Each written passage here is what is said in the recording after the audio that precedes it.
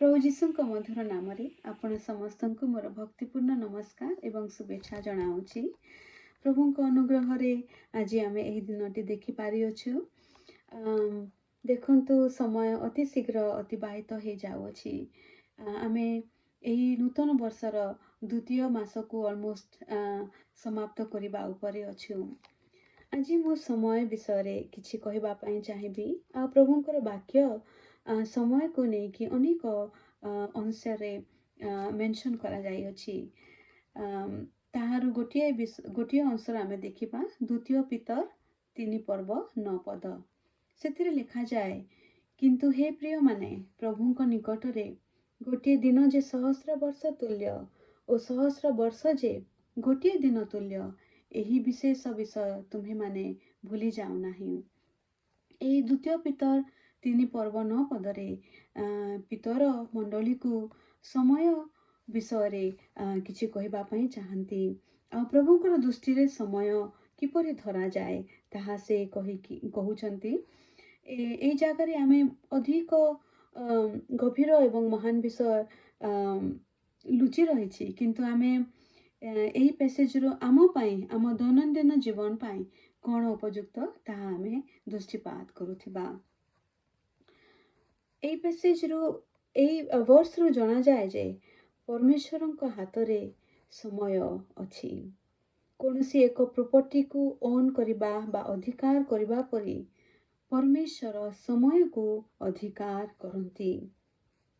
प्रभु कहंती, मु अल्फा आउ ओमेगा, अर्थात परमेश्वर आरंभ और शेष, क और क्ष। परमेश्वर समय को मध्य सृष्टि करि अछंती, कारण परमेश्वर समस्त विषय को सृष्टिकर्ता अटंती। आहुरी परमेश्वर समय को नियंत्रण मध्य करि पारंती। तांकरी नियंत्रण रे से समय को रखि थांती। आ गोटे विषय जे परमेश्वर समय उपरे मध्य राजत्व करंती। एई समस्त विषय आमे देखु जे समय परमेश्वरଙ୍କ सामना रे किछि नाही। बा time is nothing for God जदि आमे देखिबा, किंतु से निजर योजना बा कार्य को साधन करिबा पई समय को एक टूल बा हथियार बा एक चाबी स्वरूपे व्यवहार मध्य करिथांती। परमेश्वर सबु किछि टाइमिंग रे करंती। अति शीघ्र नुहे बा विलंब नुहे, किंतु ठीक समय रे सदा प्रभु काम करिथांती। एठू बा एई समय विषय रे आम पई कोन रही अछि आमे भाबुथिबा, किंतु अति सुंदर विषय जे समय को सृष्टि करथिबा परमेश्वर, समय को नियंत्रण करुथिबा परमेश्वर आपणଙ୍କୁ ओ मोते मध्य समयर दान को देई अछंती। से फ्रीली से हमको देई अछंती।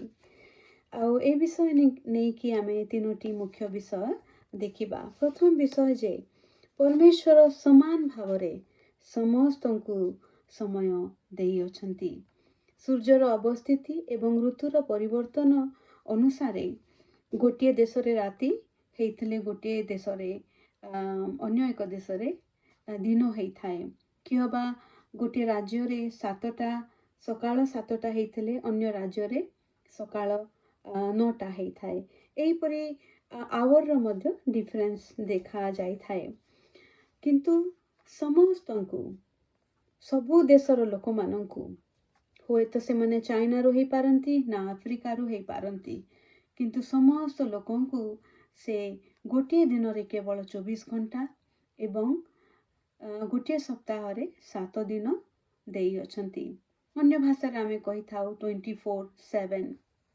वृद्ध व्यक्ति हेउ बा गोटे जन्म शिशु हेउ, वैज्ञानिक हेउ बा गोटे मूर्ख लोक हो, परिश्रमी लोक हो बा गोटे अलसुआ व्यक्ति हो, गरीब कियो बा धनी, फर्स्ट क्लास स्टूडेंट हो बा फेल हेउथिबार स्टूडेंट हो, समस्तंकु दिन रे केवल 24 घंटा दिया जायछि आ सप्ताह रे केवल 7 दिन दिया जायछि। ईश्वर काहाकु भी 27 घंटा दे नाहंती दिन रे, किओ बा काहाकू 9 दिन देइनाहांती सप्ताहरे। एथिरु जଣା पडुଅछि जे परमेश्वर समस्तଙ୍କୁ समान भाବରେ सुजोग दियंती, समान अपॉर्चुनिटी दियंती जीवनକୁ अतिबाहित करिबा पाई। द्वितीय विषय देखुछु जे परमेश्वर निजर योजना आउ कामକୁ साधन करिबा पाई समय को गोटे टूल बा हथियार भावरे व्यवहार करिथांती। से समयर अधिकारी आ समयर सृष्टिकर्ता हेले मध्य समय को व्यर्थ करते नहीं। समय को उपयुक्त भावरे व्यवहार करी तांकरी कार्य को संपन्न करिथांती। तेबे भाबी देखंतु आमे मानकु मध्य केते अधिक भावरे समयर उपयुक्त भावरे व्यवहार करिबा उचित। एही 24 घंटा आउ सप्ताहर 7 दिन को उपयुक्त भावरे व्यवहार करिबा उचित, जेपरि आमे प्रोडक्टिव हेई पारिबा आमानकर जीवन रे बा फलप्रद होई पारिबा। तृतीय विषय जे परमेश्वर समय रे समय को व्यवहार करिबार सहित से समय मध्यरे तांकर योजना को मध्य रखिथांती। आदि पुस्तक 1 पर्व रे आमे देखिबा परमेश्वर एक प्लानिंग रे एक योजना रे सृष्टिर कार्य को समाप्त करिथिले। प्रथम दिन रे दीप्ति को निर्माण करिथिले, तापरे द्वितीय दिन रे किछि निर्माण करथिले, तृतीय दिन रे, चतुर्थ दिन रे, एही परि 6टी दिन रे परमेश्वर सृष्टिर कार्य को समाप्त करिथिले। तांकरी कहिबा मात्रे सृष्टि हे जाउथिला, किंतु से हापाजाटली काम कले नाही बा आकाश मंडल आ पृथ्वीर सृष्टि कले नाही, एणु तेणु करी बा अगोछालिया भावरे कले नाही, किंतु परमेश्वर एक योजनार सहित श्रृंखलार सहित से समय को व्यवहार करिकी सृष्टि करि अछंती। तांको पाखरे गोटे प्लानिंग थिला। आजी ईश्वरଙ୍କ संतान हिसाब रे परमेश्वर आम ठारू मध्य एही आशा करंती जे आमे माने आम मानकर दिन को योजना करू, दिन को प्लान करू बा डेली प्लानिंग बा वीकली प्लानिंग बा मंथली प्लानिंग करू। उदाहरण स्वरूपे आज मु लुगा सफा करी एमती प्लान करी, तापरे काली मार्केटिंग जीवी आ परदिन मो सांग मान सहित देखा करी। मु आवरी लोक मान को देखी अछि जे दिनर 12 घंटा को से माने गोटिए गोटिए घंटा बा अध घंटा करी विभाग करती आ से अनुसार काम करिथांती।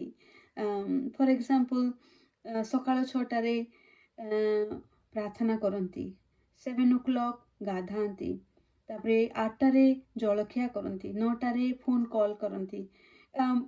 एही परि भावरे से माने टाइमिंग रे तांकरी डे को प्लान करती। आ जदि आमे प्लानिंग करिबा आम दिनर बा समयर, ताहेले आमे कम से कम 7टी कामरू 5टी काम को भलरे करि पारिबा। जदि आमे प्लानिंग बा योजना करिबा नाही, तेबे 2टा काम मध्य करिबा पाई हमकु बहुत कष्ट हबो। कथारे अछि, time flies but we are the pilots, अर्थात समय बाहन परी उड़ी जाए, किंतु सेही बाहनर चालक आम्भे माने अटू। परमेश्वर सृष्टिकर्ता और सर्वशक्तिमान होइके मध्य जेतेबेले समय को आदर करती, ताहेले आमे मनुष्य भावरे समय को केते जे आदर करिबा कथा ताहा आमे बुझी पारुथिबा। सदा प्रभु टाइम उपरे राज्यत्व कले मध्य गोटिए सेकेंड मध्य व्यर्थ करते नहीं। से गोटिए सेकेंड को मध्य व्यवहार करिकी काम करती।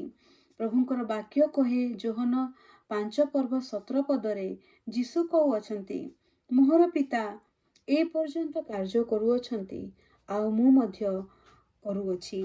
मोहर पिता अर्थात परमेश्वर पिता और मु अर्थात पुत्र प्रभु जीशु उभय एक्टिव रहंती, उभय क्रियाशील रहंती। से जेपरी टाइम रो मूल्य को जानती, से आमको निज संतान हिसाब रे सिखांती जे आमे मध्य समय को समयर मूल्य को बुझू ଆଉ ସମୟକୁ ଆଦର କରୁ ଆଉ ସମୟକୁ ବ୍ୟର୍ଥ ହେବା ପାଇଁ ନ ଦଉ।